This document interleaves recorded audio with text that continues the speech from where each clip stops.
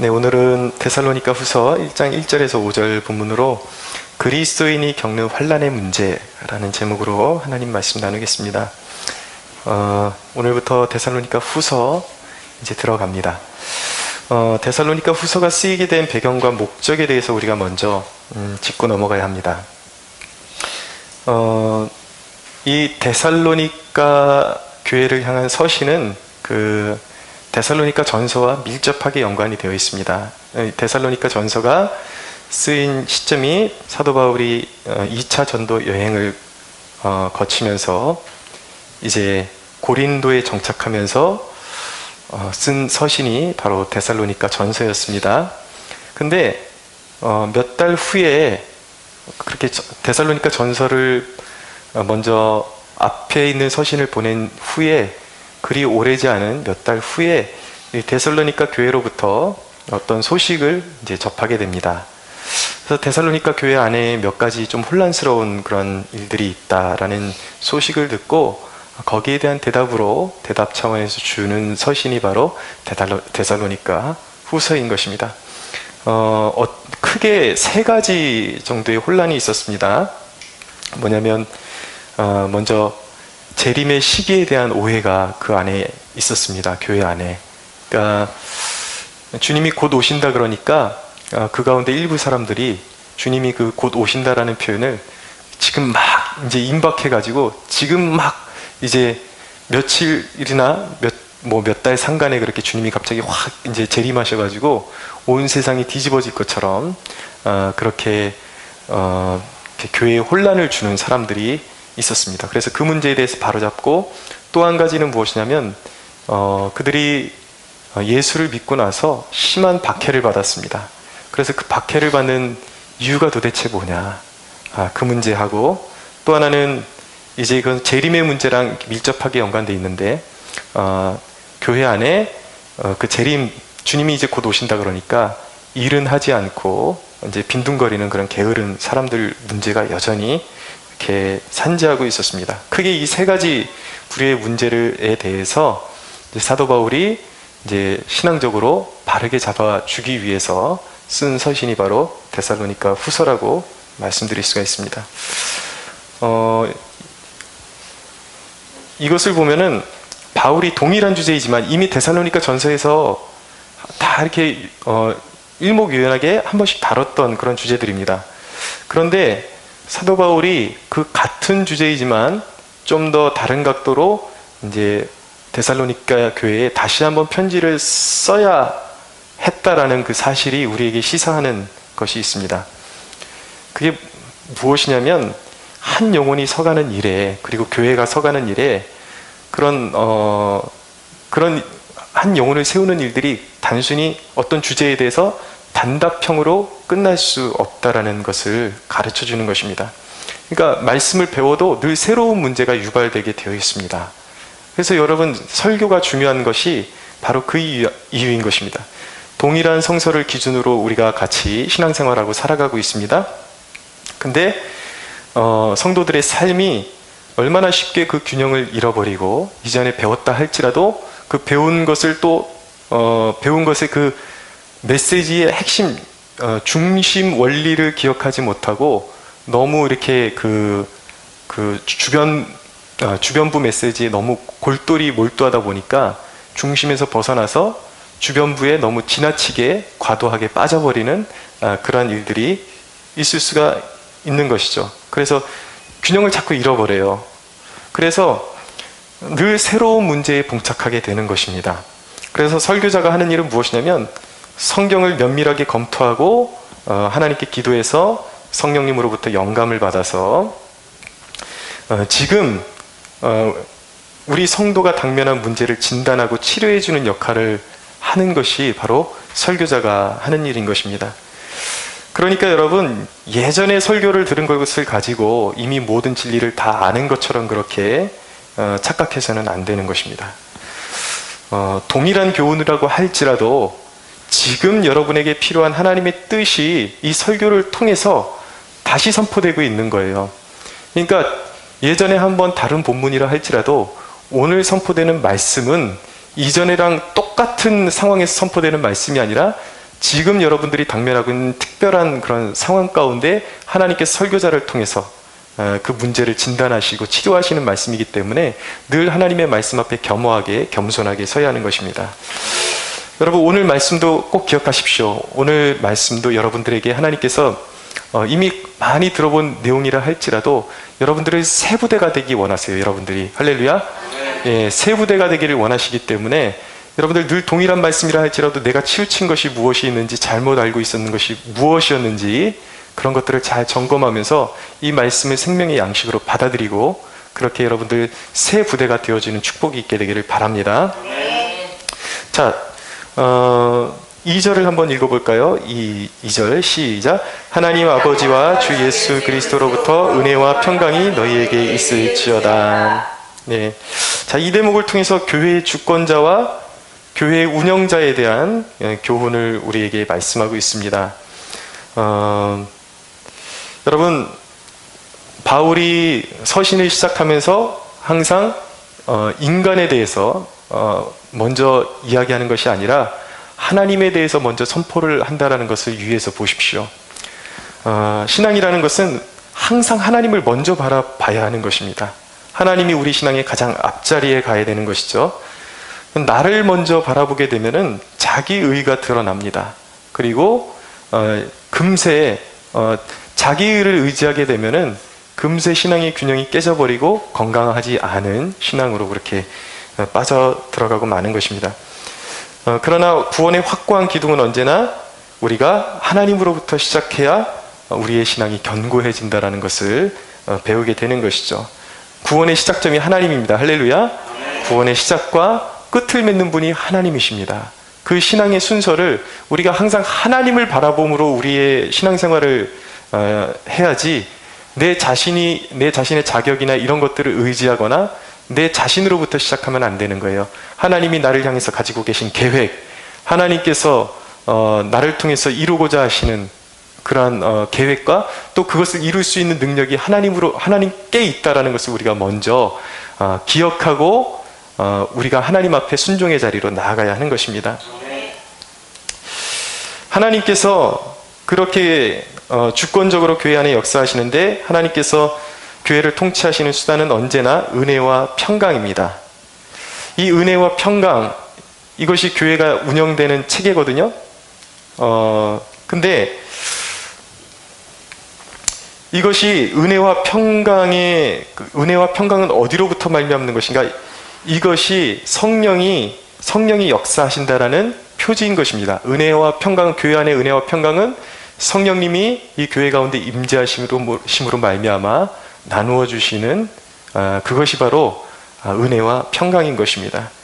교회는 은혜와 평강의 기반을 둬야 교회가 아름답게 성장할 수가 있는 것입니다. 그래서 이것을 은혜와 평강은 성령의 그 표지라고 말씀드릴 수가 있는데 건강한 교회는 이 은혜가 흐르고 그리고 흐르는 평강 가운데 교회가 성장되어야 하는 것입니다. 근데 교회가 점점 어두워지고 있다라는 징조가 어디에서 나타나냐면 성도들 간에 다툼과 분열이 생길 때에 그것은 어떤 징조인가? 하나님의 영광이 떠나가고 있다라는 징조인 것입니다.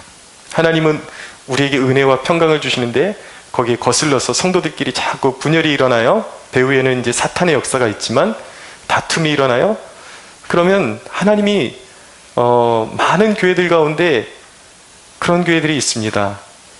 여전히 다툼이 있고 아픔이 있지만 늘 예배 가운데 보면 그래도 하나님의 임재가 여전히 존재하는 교회가 있는 것을 보게 됩니다. 그런데 그것은 안전한 상태는 아니에요. 왜냐하면 하나님께서 그 교회를 버리지 못하고 유보하고 계신 것입니다. 자꾸 임재하시면서 은혜와 평강을 주시고 그러면서 교회가 하나 되기를 기다려주고 계시는데 하나님의 마음은 거기에는 하나님의 눈물이 있는 것입니다. 주님께서 계속 은혜와 평강으로 하기를 원하심에도 불구하고 다툼이 끊이지 않을 때에 그 교회를 향하신 하나님의 눈물이 있는 것이죠. 성령의 근심하심이 있는 것입니다. 그래서 교회 안에 끊임없는 다툼이 있다는 것은 하나님의 영광이 곧 이제 떠나갈 것이라는 그런 징조인 것입니다. 그건 좋지 않은 거예요. 이가봇이라 그러죠. 하나님의 영광이 교회에서 떠나가게 되면은 더 이상 교회의 역할을 할 수가 없게 되는 것입니다. 죽은 교회가 되는 것입니다. 교회 안에서 또한 교회가 죽어가고 있다라는 징조가 어디서 나타나는가? 교회의 모든 사안들을 일사천리로 은혜 가운데 진행하지 못하고 회의가 길어질 때에 어떤 교회의 어떤 사역의 사안들을 은혜 가운데 진행하지 못하고 서로가 내 의견이 맞다 그러면서 머리를 부대끼고 끊임없이 어떤 작은 일 하나도 순탄하게 진행을 못하고 회의가 길어지고 서로 갈팡질팡할 때에 그것은 교회가 인간 중심으로 변해가고 있다라는 경고의 사인인 것입니다. 그래서 여러분, 그래서 교회는 은혜와 평강의 공동체가 되어야 하는 것입니다. 은혜와 평강은 성령님의 역사예요. 그래서 여기서 우리는 이 대목을 통해서 교회를 다스리는 삼위일체 하나님을 2절에서 우리가 만나게 되는 것입니다. 성령님은 여러분 누가 보내시는 것입니까? 성령님은 이것이 이제 오랫동안 신학 논쟁으로서 존재해 왔기도 한데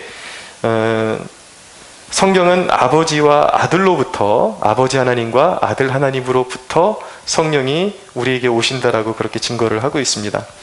요한복음 14장 26절에 보면 보혜사 곧 아버지께서 내 이름으로 보내실 성령이라고 말씀하고 있고요. 요한복음 15장 26절에 보면 내가 아버지께로부터 너희에게 보낼 보혜사 곧 아버지께로부터 나오시는 진리의 성령이라고 말씀하고 있어요. 정리해드리면 성령은 하나님 아버지께서 예수 그리스도의 이름으로 보내기도 하시고 그 다음에 예수 그리스도를 통해서 보내시는 것입니다. 그러니까 예수님이 그 중심에 계신 것을 알 수가 있죠. 예수님의 이름으로 보내시고 예수 그리스도를 통해서 보내시는 것입니다. 그래서 이것을 신학적인 정의로 성령은 아버지와 아들로부터 나오신다라고 그렇게 정의를 하기도 합니다. 이전에는 예전에 그 기독교 초기에는 이 문제 때문에 교회가 크게 분열되기도 했습니다. 성령님이 아버지께로부터만 나오는 것이냐, 아니면 예수 그리스도를 거쳐서도 나오실 수 있는 것이냐, 이 문제 가지고 신학 논쟁이 벌어져 갖고 동방교회와 서방교회가 이렇게 갈라지는 그런 계기가 되기도 하는 것이죠. 근데 중요한 것은 무엇이냐면 성령님은 아버지께서 아들의 이름으로 그리고 아들을 통해서 우리에게 보내주신다라는 것이죠. 그리고 우리는 성령님을 통해서만 예수님이 누구신지 알게 되고 그리고 하나님 아버지가 누구신지 알게 되는 것입니다. 우리는 신앙생활할 때 그런 질문을 던져볼 때가 있습니다. 물론 이제 하나님과 전혀 교제를 하지 않는 사람은 이조차도 관심이 없을 수도 있겠지만 우리가 성령님의 이름을 많이 불러야 되냐, 예수님의 이름을 많이 불러야 되냐, 아버지의 이름을 불러야 되냐, 이런 고민을 할 때가 있습니다.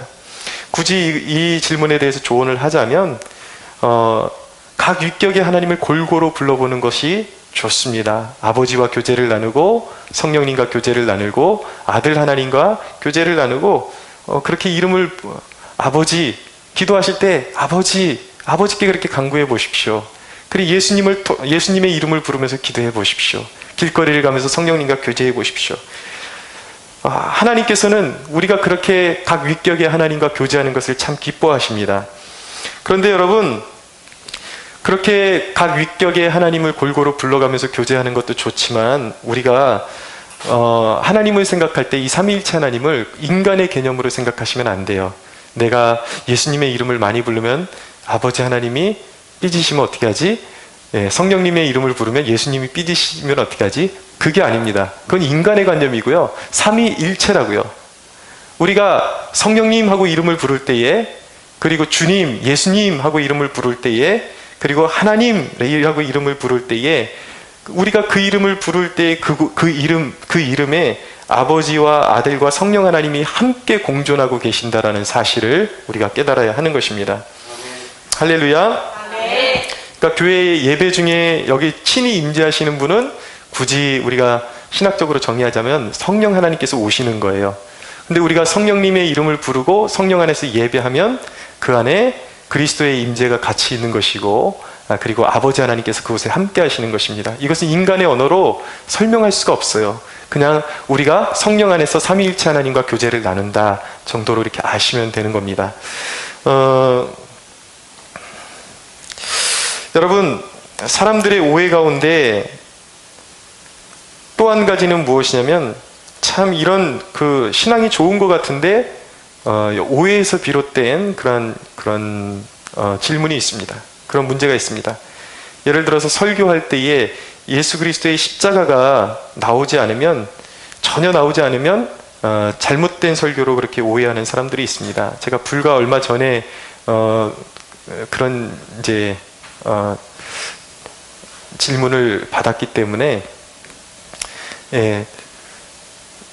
예수님 중심의 신앙생활하는 것은 맞는데 그것을 오해해가지고 설교에 반드시 십자가가 나와야지만 그것이 설교다라고, 그래서 십자가가 등장하지 않는 설교, 예수님이 직접적으로 등장하지 않는 설교, 이런 설교는 설교가 아니다라고 그렇게 믿는 사람들이 있어요. 근데 이런 것들은 굉장한 영적인 무지에서 나온 소치인 것입니다. 여러분, 십자가의 가장 큰 의미는 무엇이냐면, 그 십자가가 바로 우리가 끊어졌던 삼위일체 하나님, 궁극적으로는 아버지 하나님과 우리가 끊어져 있었잖아요. 관계가 예수 그리스도의 십자가를 통해서 아버지와 우리가 화해하게 된 것이죠.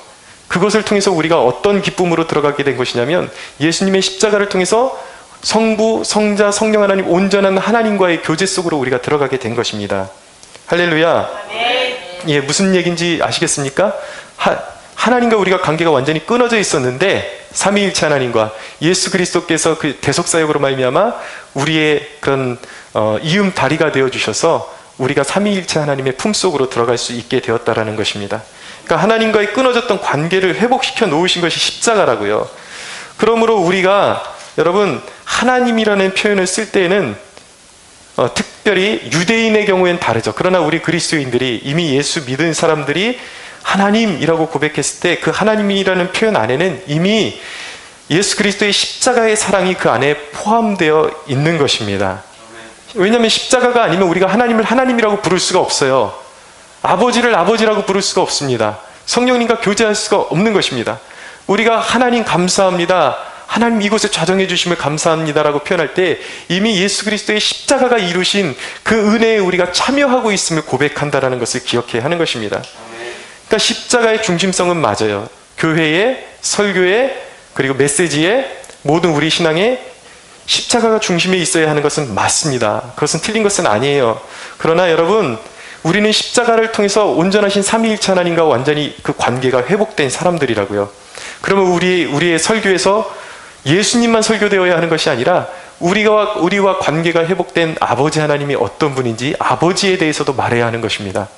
그리고 우리 안에 성령님은 누구십니까? 성령님은 예수님이 십자가를 지시고 부활하시고 승천하신 이후에 우리를 위해서 우리와 함께 하시는 하나님으로서 보내주신 분, 파송해 주신 분, 그 하나님이 성령 하나님이시잖아요. 그러니까 그 성령 하나님이 우리 안에서 그리스도를 위해서 우리 안에서 어떤 일을 행하시는지 성령님에 대해서도 설교되어져야 하는 것이죠. 우리는 아버지도 알아야 되고 예수님도 알아야 되고 성령님도 알아야 하는 것입니다. 그러니까 여러분, 그 십자가의 사랑이 우리를 하나님의 그 온전하심, 하나님의 온전하심은 뭐예요? 삼위일체로 존재하시는 그 하나님의 품속으로 우리를 초대하셨다는 것을 꼭 기억하십시오. 그렇기 때문에 여러분, 이미 우리는 이제 예수 그리스도의 십자가 안에서 온전하신 하나님과 관계가 회복되었습니다. 할렐루야. 그렇기 때문에 여러분, 그 삼위일체 하나님과의 교제를 누리세요. 길거리를 가던 기도를 하던 아버지와 속삭이십시오. 아버지 하나님과 속삭이십시오. 자녀가 자기 아빠와 이야기하듯이 그렇게 속삭이세요. 그리고 때로는 예수 그리스도와 교제하십시오. 그리고 일상의 성령님과 대화하십시오. 삼위일체 하나님과 함께 그 사귐을 누릴 수 있는 여러분들이 되시기를 바랍니다. 삼위일체 하나님과 사귐을 누릴 수 있는 이 사실이 바로 예수 그리스도의 십자가로 말미암아 주어진 우리의 특권임을 믿으시기 바랍니다. 그러니까 여러분, 우리가 성령님을 고백하건 하나님 아버지를 고백하건 내가 하나님과 교제할 수 있다는 이 사실 자체가 예수 그리스도께서 십자가로 이루신 선물이라는 것을 늘 기억하시면 되는 거예요. 그 은혜 아래서, 그 십자가의 은혜 아래서 하나님이 주시는 은혜와 평강을 누릴 수 있는 저와 여러분들이 되기를 바랍니다. 자, 그럼 3절 한번 읽어보겠습니다. 3절 같이 한번 읽겠습니다. 시작. 형제들아 우리가 너희를 위하여 항상 하나님께 감사할지 이것이 당연함은 너희의 믿음이 더욱 자라고 너희가 다 각기 서로 사랑함이 풍성함이니. 아멘.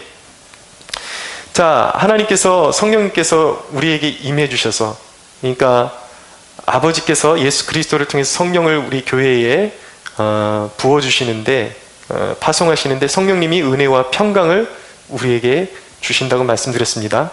그리고 그 은혜와 평강으로 말미암아 교회가 통치되어진다라고 말씀드렸습니다. 그러면 하나님이 주시는 그 은혜와 평강에 합당하게 반응하고 있는지 우리가 무엇으로 체크를 할 수가 있습니까? 바로 오늘 3절에 바울의 감사 속에 그 해답이 있는 것입니다. 여러분, 은혜에 합당한 반응은 첫째로 믿음이 더욱 자라나는 것입니다. 그 은혜와 평강에 합당하게 반응하는 것은 믿음이 자라나는 거예요. 믿음이 자라나야 하는 것입니다. 우리 캠퍼스 음악교회가 하나님의 은혜와 평강이 여기에 임재해 있다면 우리 성도들이 믿음으로 하나님께 반응해야 되는 것이죠. 믿음이 자라나야 하는 것입니다. 믿음이 자라났다라는 것은 무슨 의미입니까? 그것은 내가 어떤 탁월한 은사들을 가졌다라는 이야기가 아니에요. 믿음과 은사는 전혀 완전히 별개는 아니지만 별개의 영역인 것입니다. 내가 방언을 하고 통변을 한다 그래서 믿음이 견고하고 좋은 것은 아니에요. 고린도 교회의 문제가 바로 그것이었습니다. 다른 교회에서는 잘 나타나지 않는 풍성한 은사가 고린도 교회에 너무나도 다양하게 나타났어요. 예언과 방언과 통변과 믿음의 은사와 능력 행함과 이런 일들이 나타났다고요. 병 고치는 은사들이 나타났는데 사도 바울이 고린도 교회를 향해서 야, 너희들은 그렇게 은사가 풍성하게 나타나니까 너희들은 정말 영적인 사람들이고 믿음이 출중한 사람들이다 라고 그렇게 말하지 않았습니다. 고린도 교회 안에는 은사가 충만했지만 다툼과 분열이 끊이지 않았어요. 그래서 사도 바울이 그들을 향해서 믿음이 좋은 사람들이라고 평가했는가? 그렇지 않았습니다. 너희 안에 은사는 풍성하지만 너희는 육에 속한 사람들이다 라고 그러면서 혹독하게 평가를 하죠. 여러분, 믿음과 은사는 별개인 것입니다. 은사는 우리의 신앙을 이롭게 하는 것입니다. 사모해야 하는 것입니다. 저는 여러분들에게 그런 신령한 성령의 은사들이 충만하기를 소원합니다. 그렇지만 그것이 믿음은 아니란 말이에요. 믿음은 자라나는 거예요. 여러분, 믿음이 자라났다라는 것은 무엇입니까? 믿음이 자라났다라는 것은 그런 어떤 신기한 일들을 많이 내가 경험한다라는 차원의 이야기가 아닌 것입니다. 믿음이 자라났다라는 것은 곧 내 삶이 신앙으로 견고해졌다라는 뜻입니다. 어떤 상황 가운데 상황이 요동하지 않는 신앙, 어떤 상황을 만나도 믿음으로 그 상황을 판단하고 하나님의 말씀으로 상황을 판단하고 요동치 아니하고 견고하게 세워져서 그 어떤 상황도 하나님의 말씀으로 돌파할 수 있는 그러한 능력을 배양하는 것, 그렇게 견고한 사람이 되는 것, 이것이 바로 믿음이 충만한 사람인 것입니다. 성경에 나오는 사람들은 다 한결같이 믿음의 사람들의 특징을 보세요. 그들은 세파에 흔들리지 않는 사람이었습니다. 여호수아 갈렙을 보십시오. 그들은 하나님이 인정하신 믿음의 사람들이었습니다. 그들과 이스라엘의 가나안 땅을 정탐하고 온 12정탐꾼 중에 나머지 10정탐꾼과 이 두 사람의 근본적인 차이점은 무엇입니까? 나머지 사람들은 믿음으로 반응하지 않았습니다. 눈에 보이는 대로 반응했습니다. 저 땅은 우리가 넘보기에는 너무나도 저 땅에 사는 백성들은 강하고 큰 민족이다. 우리는 저들에 비하면 메뚜기같이 보인다라고 그렇게 자신들을 비하했어요. 상황을 보면서 한탄했습니다. 그런데 여호수아 갈렙만큼은 아니다. 저들은 우리의 밥이다 라고 그렇게 선언했습니다. 선포했습니다. 여러분, 이것이 바로 믿음인 것입니다. 이것이 바로 견고한 믿음인 것입니다. 저는 여러분들이 이런 믿음을 갖게 되기를 축원합니다. 은혜에 대한 반응은 믿음이 자라나는 거예요. 여러분, 두 번째, 은혜에 대한 반응은 다 각기 서로 사랑함이 풍성해지는 것이라고 그렇게 말씀하고 있습니다. 사랑이 풍성해진다는 건 무엇인가? 데살로니가 교회는 사도 바울이 너무나도 그들의 사랑이 풍성한 모습을 보면서 바울이 다니는 교회에, 바울이 지금 바울이 다니는 곳마다 데살로니가 교회에 대해서 자랑을 해주었습니다. 바울의 복음을 듣고 그리고 그 데살로니가 교회에 세워진 영적인 리더의 말씀으로 성장한 이 데살로니가 교인들은 똘똘 뭉치고 사랑으로 하나 되었습니다. 공동체성이 자라났다라는 거예요. 한 마음을 가지고 연합을 지향하게 되었다라는 것입니다. 여러분, 이 대목이 참 중요합니다. 늘 자기 생각에만 갇혀있고 어떤 질서에 불응하는 것은 은혜 밖으로 스스로를 몰아내는 행위인 것입니다. 교회는 공동체예요. 그 공동체가 서로 작은 일도 나누어 가지며 하나 되는 것이, 그것이 사랑으로 교회를 지켜내는 일임을 깨달아야 하는 것입니다. 여러분, 작은 일도 함께 이루어내는 것이 굉장히 중요한 것입니다. 여러분, 늘 간섭받기 싫어서 공동체 안으로 들어가기 싫어하고 공동체 밖에서 겉돌고 또 작은 일에도 자기 자신을 같이 헌신하기 싫어하는 것, 이런 이기적인 마음으로 신앙생활을 하는 것은요, 그것은 영적인 자해행위나 마찬가지인 것입니다. 교회 공동체는 성도의 젖줄이에요. 종교개혁자의 말에 의하면 교회 공동체는 어머니의 자궁과 같은 곳입니다.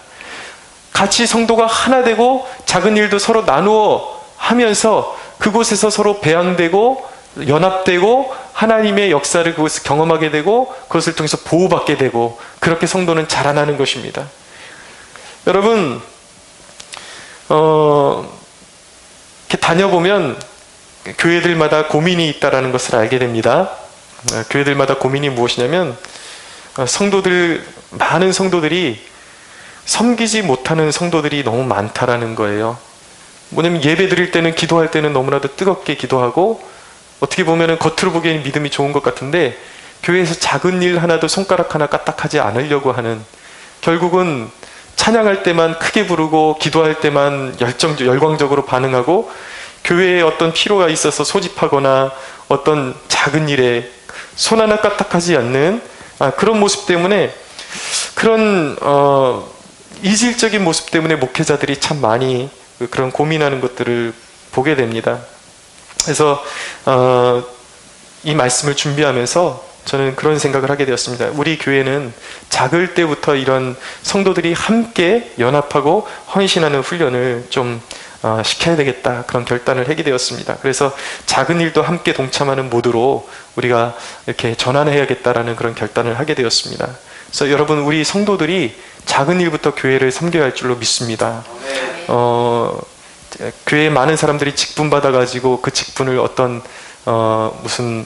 그런 높은 자리에 한 자리 차지하는 것처럼 그렇게 오해하고, 겸손했던 사람이 직분만 받으면 목이 뻣뻣해지고 위에서 군림하려고 그러는 그런 모습들, 하나님의 영광을 가로채는 것이죠. 여러분, 올라갈수록 섬겨야 합니다. 그래서 우리 캠퍼스 성막교회는 이제 앞으로는 서로 이제 좀 그렇게 하려고 그래요. 돌아가면서 화장실 청소도 시키고, 나이와 연령을 떠나서 교회를 사랑하는 것이 무엇인지, 신앙훈련을 말로만 하는 것이 아니라 우리가 주기적으로 청소도 같이 하고 작은 일들이 있으면 나누고 함께 이제 전도지 들고 나가서 교회를 사랑하는 것이 무엇인지, 우리가 섬기는 것을 이렇게 몸으로 체득하고 실천하는 것을 함께 나누려고 합니다. 여러분, 그렇게 서로 사랑으로 연합하고 하나 될 줄 아는 것이 은혜의 공동체임을 믿으시기 바랍니다. 자, 이제 다음 단락으로 넘어가서 바울이 이제 아주 중요한 문제를 다루기 시작합니다. 그것이 무엇이냐면 성도의 환난의 문제예요. 아까 말씀드렸죠? 이 데살로니가 교회 안에 환난에 대한 질문이 있었다. 이 환난의 이유, 우리가 이렇게 예수님 잘 믿는데 왜 이렇게 그 핍박을 받아야 하는가, 불이익을 당해야 하는가, 축복을 받지 못할 망정, 그런 이제 고민들이 있었죠. 거기에 대한 대답으로 사도 바울이 주는 구절이 바로 5절입니다. 그리스도인이 받는 환난의 의미는 무엇입니까? 두 가지로 말씀드릴 텐데 우리 5절을 함께 읽어보겠습니다. 시작. 이는 하나님의 공의로운 심판의 표요 너희로 하여금 하나님의 나라에 합당한 자로 여김을 받게 하려 함이니 그 나라를 위하여 너희가 또한 고난을 받느니라. 아멘. 그리스도인이 받는 환난의 의미, 첫 번째는 무엇입니까? 그것은 하나님의 공의로운 심판의 표라고 말씀하고 있습니다. 분명한 것은 심판이 있다라는 대목에 우리가 주의해야 됩니다. 저는 우려를 금치 못하는 게 이 시대에 오히려 너무 많이 배웠다라는 신학자들, 사람들의 그런 관념 자체가 변해야 되지 않을까. 해외에서 유학하고 오면 유학하고 온 것 자체를 제가 죄시하는 것은 아닙니다. 그런 말씀이 아니라 우리 그 교회 안에 성도들 안에 만연해 있는 그 정서를 지적하고 싶은 것이죠. 무조건 많이 배우고 어디 해외 유학하다 이러면 그 사람의 신앙관이 다 옳을 것이다라고 그렇게 생각하고 맹목적으로 따라가는 것은 시대의 오류인 것입니다.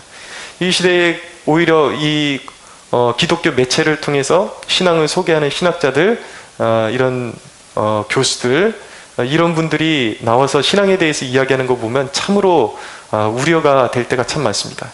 어떤 신학자들은 공공연하게 기독교 프로그램에 나와가지고 초신자들도 많이 보는 그런 프로그램에서 성경의 심판의 개념은 신약 시대에는 신약의 그 서신에 특별히 사도들의 서신에 가면은 심판의 개념은 거의 나타나지 않는다. 지옥의 개념은 거의 나타나지 않는다. 그러면서 지옥은 그렇게 강조돼서는 안 된다라고 그렇게 말하는 사람들을 보았습니다. 여러분, 그러나 성경은 일관되게 한결같이 심판을 외친다라는 것 사실을 기억해야 하는 것입니다. 서신 곳곳을 읽어보십시오. 성경 곳곳을 읽어보십시오. 여러분, 사람이 진리가 아니라, 많이 배운 것이 진리가 아니라, 어떤 학자가 이야기한 학설이 진리가 아니라 우리가 눈으로 보고 듣고 배우는 이 성경 말씀, 성령의 감동으로 된 이 성경이 진리임을 우리는 믿어야 하는 것입니다. 성경은 분명히 심판이 있다라고 말씀하고 있어요. 예수님이 얼마나 많이 스스로의 입술로 지옥을 말씀하셨고 꺼지지 않는 불에 대해서 말씀하셨는지 아십니까? 여러분들이 이 관점으로 마태, 마가, 누가, 요한을 다시 한번 쭉 읽어보십시오. 주님께서 꾸준히 일관되게 말씀하시는 것이 꺼지지 않는 지옥이 있다, 심판이 있다라고 말씀하고 있는 거예요. 그래서 사도들의 서신에 가면은 직접적으로 지옥이 있다라는 표현은 많이 나오지 않을지는 모르겠지만 그것을 하나님의 진노로 표현하고 있는 것입니다. 심판이 있다라고 표현하고 있는 것입니다. 여러분, 이 땅에서 하나님을 조롱하고 하나님의 백성들을 핍박했던 그 모든 세력들은 마지막 날에 영원한 심판에 들어갈 것을 믿으시기 바랍니다. 심판이 있다고요. 여러분, 예수님은 세상이 우리를 당연히 미워할 것이라고 말씀하셨습니다. 예수 믿으면 당연히 세상으로부터 핍박을 받게 되어 있어요. 요한복음 15장 18절에서 20절에 보면은, 요한복음 15장 18절에서 20절 읽어드립니다.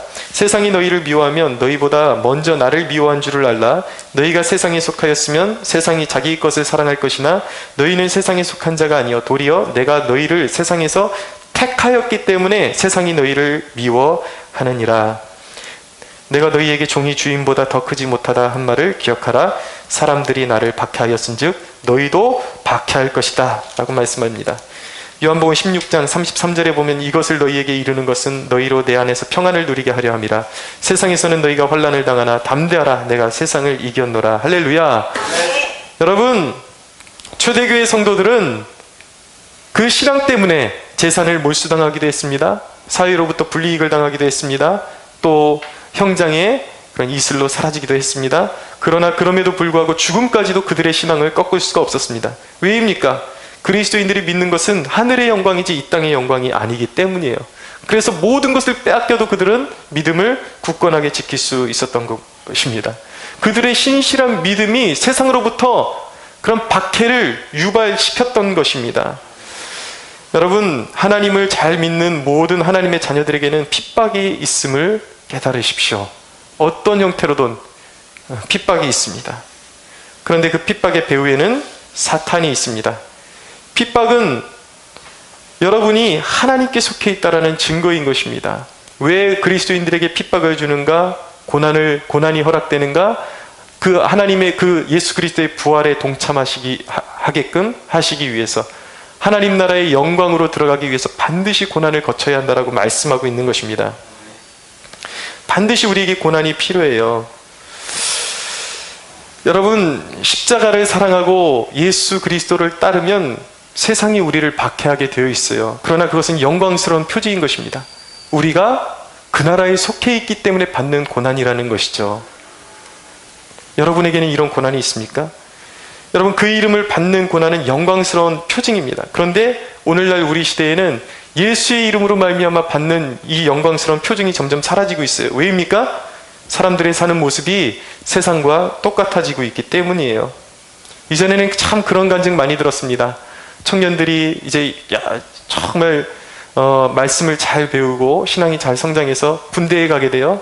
자기 신앙 양심 때문에 군대에서 선임들이 주는, 그리고 높은 사람들이 주는 술을 마시지 않고, 나는 신앙인이기 때문에, 나는 예수 믿기 때문에 술을 마시지 않겠습니다. 그래서 엄청나게 핍박을 당하고 몰매를 맞고, 그러면서도 그들은 신앙을 지켜왔습니다.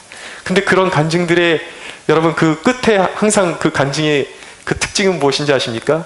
처음에는 맞기도 많이 맞았지만 선임들이, 그리고 같이 있던 그 동료들이, 야, 너는 진짜 그리스도인이다, 그러면서 반드시 하나님께서 그 사람에게 오히려 그 핍박을 통해서 자유를 주셔서 오히려 군대에서 신앙생활도 더 잘할 수 있고, 오히려 사람들에게 존경받고 인정받는 그러한 지경으로 하나님께서 그에게 문을 열어주셨다라는 것이죠. 근데 오늘날은 이런 간증들이 점점 사라지고 있어요. 왜입니까? 이제 술 마시는 것이 아무렇지도 않은 일이 되어가고 있는 것입니다. 너무 똑똑해지고 있어요, 젊은이들이. 이것은 신앙의 본질이 아니다라는 이유로, 그리고 문화라는 이유로 술 마시는 것에 대해서 전혀 가책을 느끼지 못하고 있습니다. 그런데 오늘날 젊은이들에게 물어보고 싶어요. 과연 당신이 세상과 구별됨은 구체적으로 삶의 어느 영역에서 나타나는 것입니까? 과연 이 땅의 젊은이들이 세상과 구별되어 있다는 것을, 세상과 똑같은 데 다니고 똑같이 먹고 똑같이 산다면 도대체 하나님의 자녀로서의 구별됨은 어디서 나타나는 거냐라는 것이죠. 그것을 묻고 싶은 거예요. 이제는 이 세상과 같이 똑같은 모습으로 되는 것이 더 이상 부끄러움이 아닌 세련된 그리스도인으로서의 표상이 되어가고 있습니다. 이건 썩어가고 있다는 징조예요. 점점 우리의 신앙이 부패해가고 있다는 징조인 것입니다. 단순히 술뿐만이 아니에요. 왜 술을 이야기하는가? 여러분, 우리 그리스도인들이 세상에 물들지 않는 최소한의 그 경계의 그 최소치, 이 이상으로 넘어가면 그것이 설령 신학적으로 본질적으로 본질이 아니다 할지라도 술에 담겨있는 위험성은 농후한 것입니다. 제가 수없이 말씀드렸어요. 사회 범죄의 엄청난 비율이 술로 말미암아 발생하고 있어요. 왜 범죄의 도구가 되는 술을 우리 그리스도인들이 즐겨야 하냐는 것이죠. 술을 금주하는 것은, 여러분, 우리 그리스도인들이 세상으로 넘어가지 않는 최수치의 경계선인 것입니다. 여러분, 술뿐만 아니에요. 모든 사고와 인식과 습관에 이 땅의 그리스도인들 가운데 그 거룩함이 사라지고 있는 것입니다. 그런데 여러분, 오늘 하나님의 말씀을 잘 기억하십시오. 공의로운 하나님의 심판의 표라고 말씀하고 있어요. 그리스도인이 핍박을 받는 것은, 그것은 하나님의 공의로운 심판의 표라고 말씀하고 있는 거예요. 여러분, 그 이야기는 무엇입니까? 하나님이 정확히 달아보신다라는 이야기예요. 무슨 말씀입니까? 여러분이 세상을 좋아하고 세상이 여러분들을 기뻐한다라면, 세상과 전혀 구별되어 있지 않는 삶을 살고 있다면 어쩌면 여러분은 하나님의 나라에 서지 못할 수도 있다라는 것입니다. 구별되어야 하는 거예요. 사랑하는 여러분, 저와 여러분들이 세상으로부터 구별된 삶이 드러나게 되기를 축원합니다. 핍박이 와도 여러분들, 주님을 위해서 핍박받는 것은, 그것은 영광스러운 일인 것입니다. 사람마다 핍박이 다른 형태로 존재할 수 있어요. 재정적인 형태로, 재정의 어려움으로, 그리고 가정의 어떤 어려움으로, 관계의 어려움으로, 어떤 어려움이든지 잘 믿으면 어려움이 오게 되어 있어요. 핍박이 오게 되어 있어요. 그런데 여러분, 그런 어려움이 있고 환난이 올지라도 그것을 여러분들이 믿음을 지킬 때 그것을 통해서 하나님이 영광 받으심을 기억하시기 바랍니다. 두 번째로, 환난의 의미는 무엇인가? 하나님 나라에 합당한 자로 여김을 받게 하려 함이다 라고 말씀하고 있습니다. 연단의 또 하나의 목적은 무엇이냐면 정결하게 해주는 것입니다. 요한계시록에 있는 말씀 읽어드립니다. 계시록 21장 8절에 보면, 그러나 두려워하는 자들과 믿지 아니하는 자들과 흉악한 자들과 살인하는 자들과 음행하는 자들과 점술가들과 우상 숭배하는 자들과 거짓말하는 모든 자들은 불과 유황으로 타는 못에 던져지리니 이것이 둘째 사망이라 라고 말씀하고 있어요. 정결하지 못하면 불못에 들어갈 수밖에 없는 것입니다. 그런데 하나님께서 우리를 연단을 통해서 우리의 인간됨, 육체의 찌꺼기들을 빼내서 우리를 정결케 하셔서 하나님 나라에 합당한 사람으로 우리를 변화시켜 주신다라는 것이죠. 여러분, 변화가 나타나지 않는 그런 우리가 변화가 나타나지 않는 구원은 있을 수가 없는 것입니다. 어떻게 여러분, 구원받은 사람이 믿는 첫 순간부터 부름받는 그 끝까지 일관되게 자기가 살던 모습으로 하나도 변화됨이 없이 일관된 모습을 살다가 구원받을 수가 있겠습니까? 그것은 거짓말이죠. 제가 요즘 새가족 교육을 시키면서 잔잔하게 받는 그런 감동이 있습니다. 우리 김호 성도님 제가 교육을 시키면서 참 감동이 되는 게 뭐냐면, 이분이 아직까지 구원받는 믿음을 지녔는지 아닌지 저는 아직까지 속단은 잘 못하겠습니다. 그리고 스스로도 그래요. 자기는 구원이 뭔지, 그 믿음이라는 것이 무엇인지 아직은 잘 모르겠다 그래요. 근데 적어도 자기가 믿는 사람이라면 그래야 될 것 같아서 자기가 몇 가지를 실천하고 있다는 거예요. 그것이 무엇이냐면, 우리 교회에 나온 26년 동안 밥보다 술을 더 많이 마셨다고 하는 분이에요. 근데 우리 교회에 나오시는 순간부터 지금까지 술을 한 잔도 마시지 않았다라는 것입니다. 그리고 주일날 그러는 거예요. 그날 아침에 누가 자기 속옷을 자기가 보는 앞에서 쓰레기통에 집어넣어 버리더래요. 고시원에서. 이분 아시잖아요. 주먹이 이따만한 거 아시잖아요. 하도 이게 체육관에서 운동만 하셔가지고 단련을 해가지고 한 대 쥐어받고 싶었는데, 내가 교회가 될 사람인데 이러면 안 되지, 아침부터 이러면 안 되지, 그래서 참고 그냥 오셨다라는 거예요. 그리고 보니까 성경 읽기 표가 빼곡히 지금 줄이 쳐져 있어요. 하루도 빼놓지 않고 성경을 읽고 있습니다. 그리고 저하고 약속하셨어요. 믿는 게 뭔지 저는 아직도 잘 모르겠습니다. 그러나 그것이 예수 믿는 것이라면 제가 아침에 일어서자마자, 아침에 기상하자마자 세상 일 하지 않고 하나님의 말씀을 먼저 읽겠습니다. 약속하신 거예요. 여러분, 이렇게 믿음이 뭔지 잘 모르겠다라는 분들도 이렇게 변화가 일어나는데, 진짜 믿었다라고 하는 사람들이 그 삶 가운데 변화의 역사가 일어나지 않는다라는 것은 거짓말인 것이죠. 반드시 변화의 역사는 일어나게 되어 있는 것입니다. 육은 하나님의 나라를 이어받지 못해요. 그런데 여러분, 우리가 영적인 사람으로 변화되는 것은 고난이 없이는 불가능한 것입니다.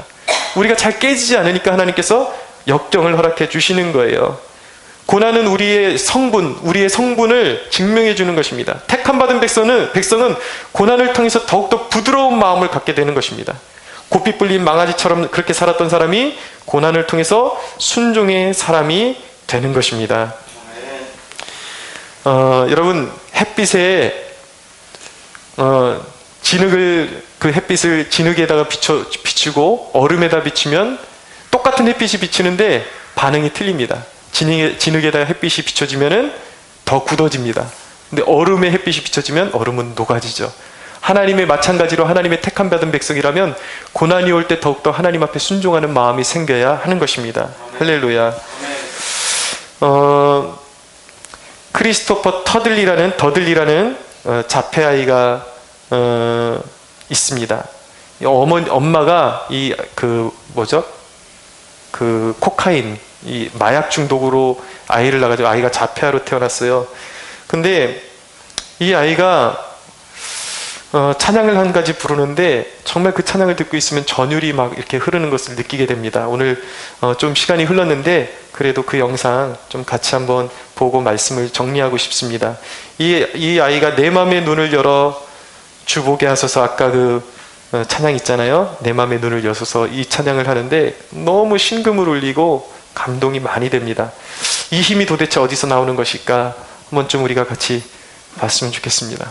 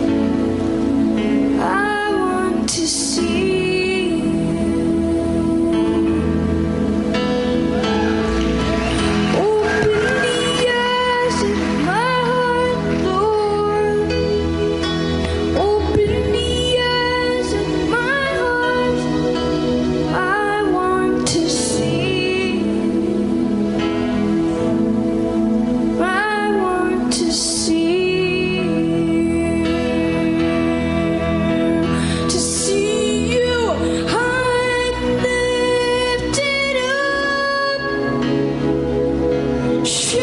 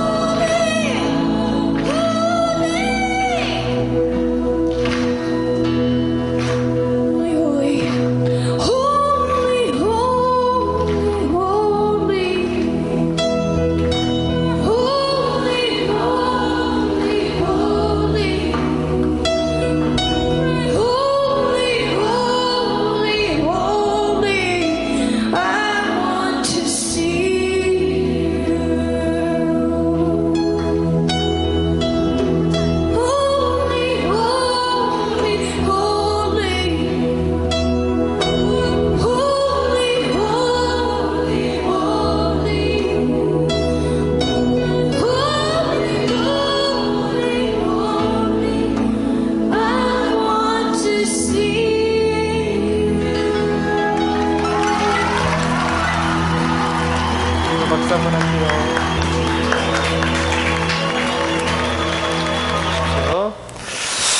여러분, 여러분들은 어떻게 들으셨는지 모르겠지만 저는 이 찬양 처음 들을 때 막 너무 눈물이 솟구쳐가지고 억제를 잘 할 수가 없을 정도로 감동이 되었습니다.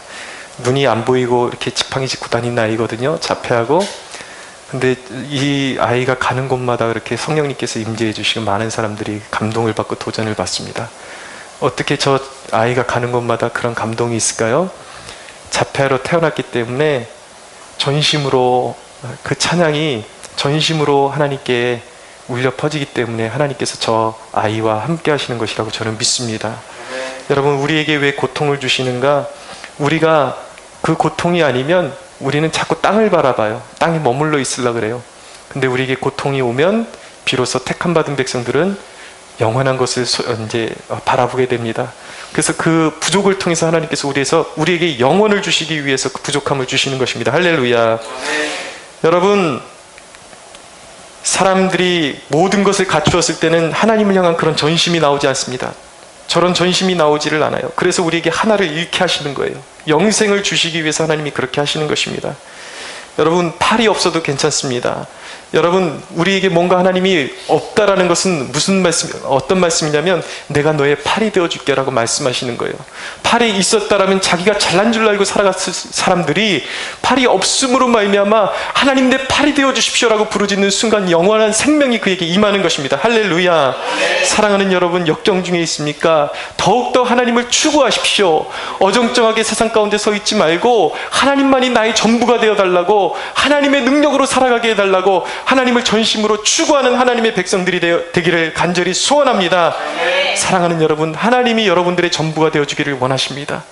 오늘 그 하나님의 임재와 그 거룩하신 그 채워주심과 부어주심이 오늘 예배 가운데, 오늘 기도 가운데 나타나기를 주 예수의 이름으로 소원합니다.